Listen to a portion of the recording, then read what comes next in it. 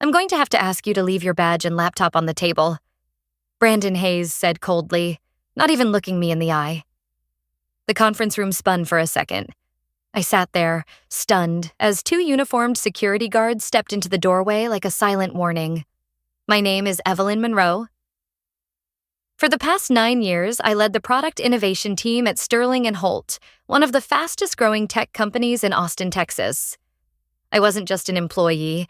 I was the architect behind half the products that built their reputation. And just like that, I was disposable. Brandon, the new CEO they hired 6 months ago, leaned back in his chair, lacing his fingers together like this was just another item on his morning to-do list. It's nothing personal. We're restructuring to foster a more dynamic leadership culture. Dynamic.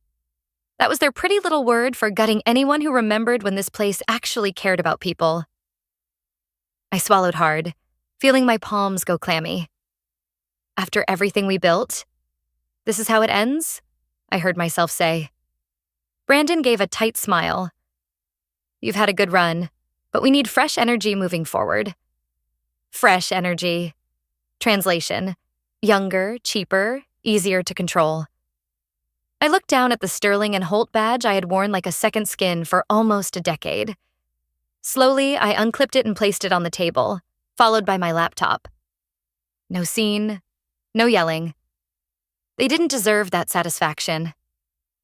The security guards escorted me back to my office, where my team sat huddled, confused, their faces falling the moment they saw the guards behind me. No one said a word, but the sadness in their eyes said it all.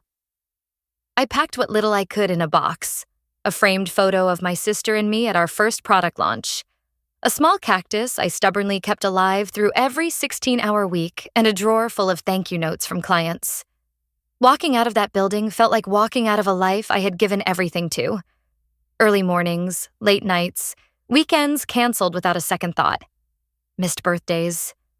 A canceled trip to Paris with my fiancé that we never got the chance to rebook. All because I believed we were building something real. Something that mattered. Outside, the Texas sun was blinding.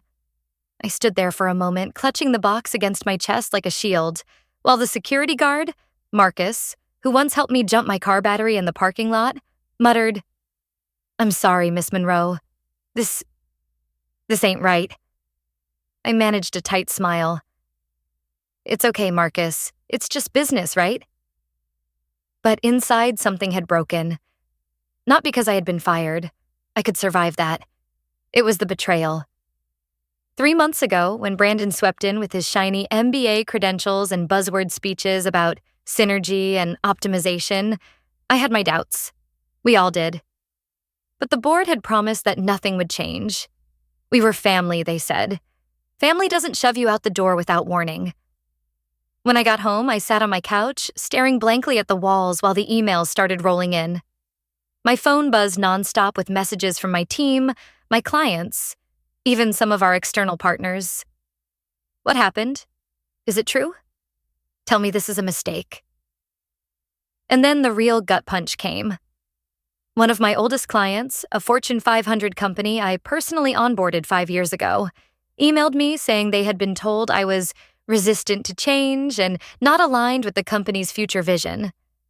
I stared at the screen, heart pounding as rage boiled up in my chest. They weren't just kicking me out. They were trying to erase me. I closed my laptop slowly, my hands trembling. Not with fear, but with something sharper. Resolve. I wasn't going to fight them. I wasn't going to beg. I was going to build something so strong that one day they would regret ever letting me walk out that door. And it turned out, the first crack in their perfect little facade was already forming. Because just as I stood to pour myself a drink, my phone buzzed again. And this time, it was a message from someone I never expected. The message was short. "Call me. It's urgent." It was from Tyler Grant, the senior VP at Hexagon Systems, one of our biggest clients. I barely hesitated before dialing. He picked up on the first ring. "Evelyn," he said, voice tight. "Is it true? You're gone?" I exhaled slowly. "Yeah, Tyler, as of this morning." There was a pause, heavy with disbelief. You're kidding. They let the brain behind Pulse and Vantage go? What the hell are they thinking? I almost laughed, but the sound caught somewhere between a choke and a sob. I guess my vision wasn't dynamic enough, I said bitterly. That's complete garbage, Tyler snapped. Listen, Hexagon's contract renewal is coming up. We expected you to lead the new rollout. Without you, I don't know if it even makes sense for us to stay. His words hit me harder than anything Brandon had said. Because this was what they didn't understand. It wasn't just about a title or a paycheck. It was about trust, about relationships that took years to build and seconds to shatter. I appreciate you telling me, I said, swallowing the lump in my throat. We're not the only ones upset, Tyler added. There's talk. Other clients are asking questions. Don't be surprised if you start getting a lot more calls. I hung up feeling like the ground had shifted under me. For 9 years, I had believed that loyalty and results would protect me. Now I saw the truth. To people like Brandon, we were all just numbers in a quarterly report. Over the next 2 days, the messages poured in faster than I could answer them. Former clients, partners, even former competitors. They didn't want to talk to the new leadership. They wanted to know where I was going next. But Sterling and Holt wasn't about to let me go quietly. On the 3rd day after my firing, an email leaked, one supposedly written by the executive team. It painted me as difficult, resistant to innovation, and emotionally unstable during the leadership transition. It was a character assassination. I stared at the screen, my hands trembling, seeing my name twisted into something ugly for the world to consume. Emotionally unstable? I had held this company together through acquisitions, product collapses, and even the death of our CTO 2 years ago. I had bled for them. And now, this was how they wanted to erase me. The betrayal sliced deeper than anything I had prepared for. I didn't cry. I didn't scream. I sat there perfectly still while a slow, burning anger unfurled inside me. Not the kind of anger that lashes out. The kind that plans. The kind that waits. By that evening, my phone rang again, this time from a blocked number. Evelyn Monroe speaking, I answered cautiously. There was a pause. Then a familiar voice, low, strained, almost apologetic.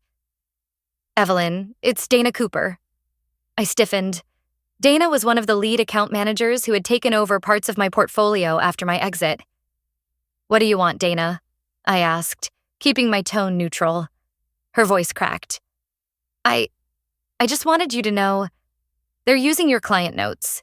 They made us copy everything you ever logged. Meetings, birthdays, client preferences. Brandon's idea was that if we followed your playbook, we could phase you out. I closed my eyes, the betrayal twisting deeper. I had spent years building trust, remembering little details no CRM system could capture. And now, they were trying to mechanically replicate relationships that had taken soul to build. It's not working, Dana whispered. Clients are furious. Some have already threatened to pull their contracts. Good, I thought darkly. Let them feel the emptiness they created. Thanks for telling me, I said quietly. There was a beat of silence before Dana blurted out, Evelyn, I'm quitting. A few of us are. We can't be part of this. For a moment, I couldn't breathe. This wasn't just about me anymore. The entire system was cracking, and it had barely been a week. I hung up and stared out the window into the night. The company I helped build was rotting from the inside, and the first real collapse was closer than I ever imagined. Because just as I put my phone down, another notification popped up. A dinner invitation from 4 of my biggest former clients, all requesting to discuss the future. And I realized Sterling and Holt hadn't just fired me. They had fired their future. The night of the dinner, I stood in front of the mirror, adjusting the simple navy blazer I'd thrown on at the last minute. I didn't know what to expect. A part of me was terrified. What if this was a mistake? What if these clients had just wanted to offer polite condolences before moving on? But deep down, something told me this wasn't pity. It was opportunity. When I arrived at the restaurant, a small private room had been reserved. Inside sat 4 of the most powerful executives in Austin's tech scene: Tyler Grant from Hexagon Systems, Amelia Reyes from Vertex Analytics, Mark Whitaker from Orion Solutions, and Brianna Clark from Novacom.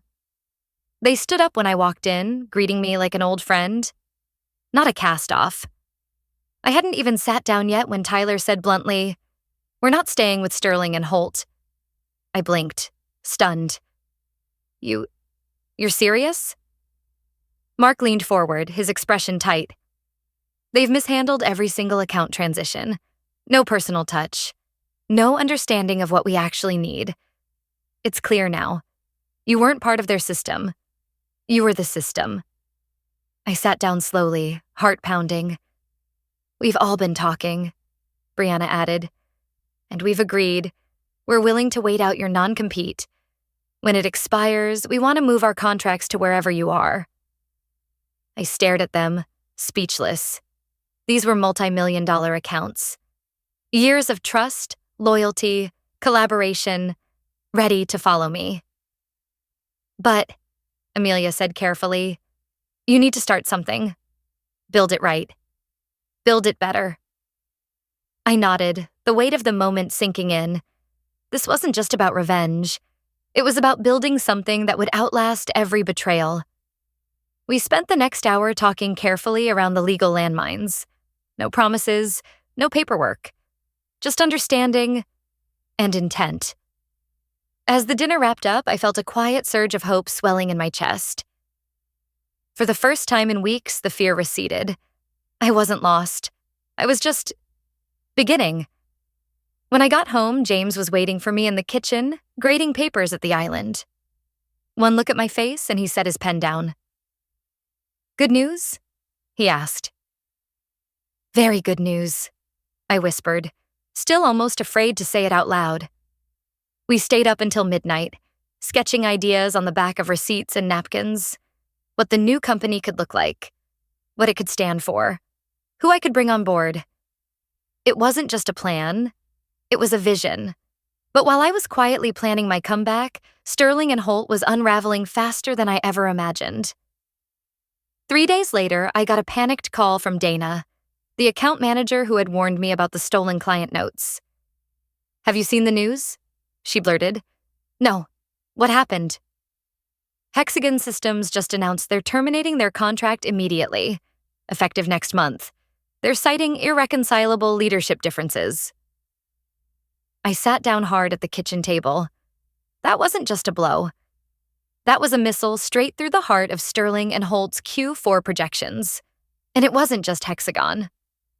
Over the next 48 hours, Vertex Analytics, Orion Solutions, and Novacom all issued formal notices of non-renewal. It was a coordinated exodus. It was everything I had built, and everything Brandon had so arrogantly thought he could steal, walking right out the door. I should have felt triumphant. Instead, I felt something deeper. Sadness, almost. Because I had loved that company once. I had believed in it. And now, it was bleeding out because of greed and short-sightedness. But the final twist came late that Friday night. I was sipping tea, scrolling through news articles when my phone buzzed. It was an internal email from Sterling and Holt, forwarded to me anonymously. Subject line: Urgent board meeting. Vote to remove Brandon Hayes as CEO. I stared at the screen, my breath catching in my throat. They weren't just panicking. They were turning on each other. The empire Brandon had tried to steal was collapsing under his feet, and the very board that had once cheered him on was now preparing to throw him to the wolves to save themselves. And me? I hadn't lifted a finger. All I had done was leave, and let the truth reveal itself. I set my phone down slowly, my heart thundering in my chest. This wasn't over yet. Not even close. I spent the next few days moving like a ghost through Austin. Everywhere I went, coffee shops, co-working spaces, little tucked-away corners of the city, I carried a small notebook where I sketched out the bones of my new company, Monroe Solutions. Not just another consultancy, A place where relationships mattered more than revenue streams, where trust wasn't a line item, it was the foundation. Meanwhile, the meltdown inside Sterling and Holt grew worse. Through old colleagues, I heard Brandon was spiraling. The emergency board meeting had happened. He survived the initial vote, barely, but it was a hollow victory. Half the executive team had tendered their resignations in protest. Clients weren't just leaving, they were publicly severing ties. Articles popped up in local business journals, headlines whispering about leadership instability and client mass exodus. And the funniest part? They still hadn't figured out how to replace me. They tried promoting some junior managers to cover my accounts, but no amount of fake smiles and scripted meetings could replicate years of real investment and care. The clients could feel it. They didn't want scripts. They wanted me. By now, I wasn't just building a company. I was building a movement. At networking events, at alumni meetups, even just running errands around town. I felt it. People wanted out of the hollow, soulless way business had been done. And when they learned what I was creating, their eyes lit up. Not everyone, of course. Plenty of people clung to the old ways. But the ones who mattered? The ones who understood that business wasn't about domination, but about partnership? They were already lining up. One afternoon, as I was finalizing lease agreements for my small new office space, my phone buzzed with a call from Tyler. "You busy?" he asked. "Depends," I said, smiling. He laughed. "Good. Meet me at the Mill Cafe. Now." I shoved my contracts into my bag and drove across town, heart hammering. When I arrived, I found not just Tyler, but also Amelia, Mark, Brianna, and 2 new faces I recognized. Heads of 2 other tech firms who were known rivals to Sterling and Holt. What the hell was going on? They waved me over, no formalities, just business. Amelia leaned in first. "Sterling and Holt approached us," she said. "Brandon's pitching massive discounts, basically giving services away for pennies." Mark snorted. Desperation smells real bad on him. I listened, trying to stay neutral, though a tiny, petty part of me enjoyed hearing about Brandon squirming. "But that's not why we called you," Tyler said, sliding a folder across the table. I opened it, and my stomach flipped. Inside were preliminary drafts of contracts, letters of intent to work with Monroe Solutions the moment my non-compete expired. Not just the 4 companies I had expected, 7 companies. 7 major accounts representing more than triple the annual revenue I had ever managed at Sterling and Holt. I stared at them, speechless. Brianna smiled gently.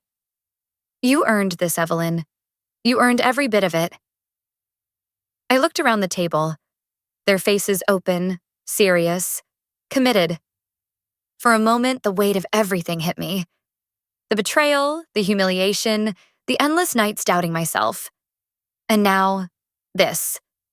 It wasn't just about revenge anymore. It was about reclaiming my future, on my terms. I closed the folder carefully. "I'm honored," I said, my voice steady, "and I won't let you down." We shook hands, no need for more words. I left the cafe buzzing with adrenaline, clutching the folder like a lifeline. But the real shock came that evening. I was home, finally relaxing, when my phone buzzed again. It was a text, this time from an unknown number. "You might want to check the news. Brandon Hayes just resigned, and he named you in his exit statement." I froze. Heart racing, I fumbled for my laptop, pulling up the business section. There it was. Breaking news: Brandon Hayes resigns amid Sterling and Holt collapse. Cites irreparable damage caused by internal sabotage, specifically by Evelyn Monroe. My hands curled into fists. He wasn't just stepping down. He was blaming me, publicly, throwing me under the bus to save the shreds of his reputation. For a split second, white-hot rage flashed through me. But then, I smiled, because anyone who had ever worked with me, who knew the truth, they wouldn't believe a word of it. Brandon's final move wasn't a knife in my back. It was a bullet to his own credibility. And now, nothing stood between me and everything I had built from the ashes. Nothing. The fallout from Brandon's resignation was swift and brutal. Within 24 hours, every major business outlet in Austin had picked up the story. Speculation swirled. Some articles parroted his claims of internal sabotage, but most pointed to the bleeding client list, the executive mass exit, and the catastrophic leadership failures that couldn't be pinned on any one person, especially not me. Behind closed doors, people knew the truth. Brandon Hayes hadn't been taken down by a whisper campaign. He'd been taken down by his own arrogance. As the dust settled, Sterling and Holt entered full-blown survival mode. The board tried installing an interim CEO, slashing prices, even offering incentives to keep the few remaining clients from jumping ship. It didn't work. The company's reputation was shredded beyond repair. Within 3 months, they announced they were seeking strategic acquisition opportunities, code for selling whatever scraps were left. Meanwhile, Monroe Solutions quietly opened its doors. No flashy press releases, no grandstanding, just results. Our first week, we signed contracts with 6 major firms, the very ones Brandon had assumed were loyal to the Sterling and Holt name. By month 3, we had 15 clients. By month 6, we had to double our office space to keep up with demand. Everywhere I went, people told the same story. They were tired of being treated like numbers. They wanted someone who understood them, who remembered their milestones, their struggles, their visions. They wanted what Sterling and Holt had lost when they tried to erase me.